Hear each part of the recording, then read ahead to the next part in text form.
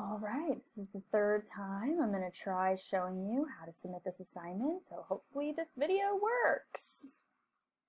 Okay, so restarting. Here's the assignment. Here's the directions for how to do it. First, you got to take a photo of your map. Okay, it can be with your phone, your parents' phone, your Chromebook, whatever. Email that photo to you, okay? Once you email that photo to you, it's going to look like, let me just find it real quick.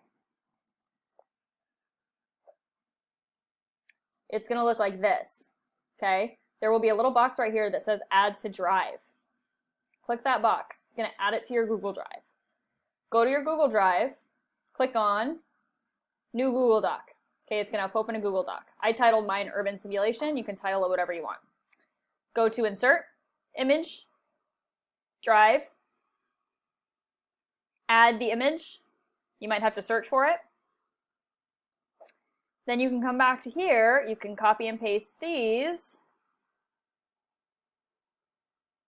questions. You can write out your answers to these questions. Make sure they're, thorough, using evidence from the class, the simulation, multiple sentences long in some case, full sentences.